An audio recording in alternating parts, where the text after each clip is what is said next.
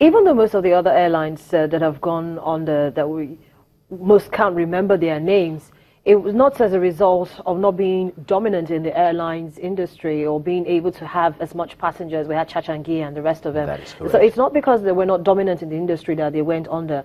What we want to understand is why does it seem that we just have very few players in the industry, and which is why I asked the question, is it as a result of corporate governance, bad management, or not being able to properly keep their books, their financials? It's not just here. We had two nice niche market operators in the UK that actually went extinct very quickly. They actually started long-haul business class only flights. I think one of them was called something like Maxter and so on and so on. I've forgotten the name anyway, but two of them was a good model, flying from London City to the United States using small aircraft like the Airbus A319, A320. Would have been great, but they came at a wrong time. It was just before that business bubble of 2008, 2009. Now, what is inflation today? About 18.72%. Correct. The margins for aviation, and that is why the managers know it. People are starting the airline. It is between 4 to 7%. Would you advise anybody in his right mind to go into aviation in Nigeria for a start? What is the interbank rate? Maybe they'll say it's 14% or whatever it is. What rate will an airline or an entrepreneur, any business, access loans? Will you get it for less than 20?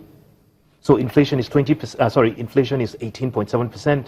Interest rates from the bank about 20. What margins are you working on? Because the net margins for aviation between 4 to 7.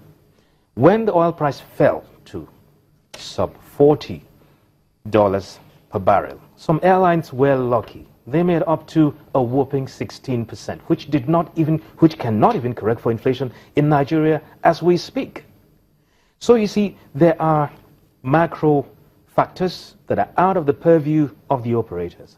And that is why a business plan and strategic, diligent implementation of that plan is critical to success. There are so many technicalities involved. You need a commercial division that knows what they're doing. You need also to plan your route network. You need to properly assign your fleet. And like I said, Arik was great. They have long-haul aeroplanes to do the right job, going all the way to the US. They have medium range to do other small kind of long hauls, 5-hour trips to Johannesburg. They can use the 737-800, 700. They can do that. They can run. Those aircraft normally should not do any sector less than 2.5 hours because of the landing gear and pressurization cycles. It's a waste of money. So yes, use it from here to Kenya, to Johannesburg and other places, 5-hour flights. So it's great. They have got the Q400s, which can do little flights from Benin to Akure and places like that. Excellent setup. But not just properly managed and handled. What has been your experience like in the industry? You've got about 29 years and counting. Yes. The experience has been quite mind-boggling and educative. I was actually a staff of Nigeria Airways when it existed. I was an aircraft engineer with them at that point. So, Airways, government-owned, 33 aeroplanes, suddenly 2003 sold out.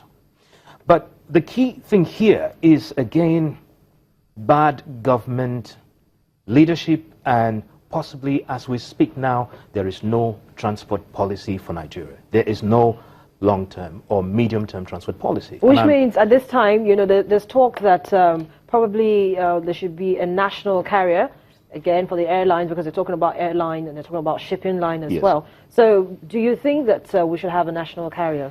Given our economic circumstances and our current per capita, I think we should reconsider that seriously, unless somebody's going to give it to us for free. And I don't think there's free lunch, because we could not even fully fund last year's budget. We still have deficit in our budget. Thank goodness our foreign reserves have increased a little bit. But if we cannot fund a budget, how can we fund a national carrier and still maintain controlling shares? What I'm saying is this. If we can go ahead and start another national carrier, but what could happen is that we either borrow more money and not enough to be able to hold controlling shares and fully control that airline. Some people have seen what we have. We have the biggest market in Africa, and that is one thing going for us. So you can easily have investors falling over themselves to come. However, they are not doing that now as they were before we started Virgin Nigeria, because we have also not being known to keep our ends of the bargain. And that is one of the reasons why our agreement with Virgin Atlantic did not follow through. So talk to us a little bit of what your expectation is for the industry. It's starting off the year on quite a shaky note. So coming in from 2016 and starting 2017 on a shaky note, what's your expectation for the airline industry, particularly for domestic operators?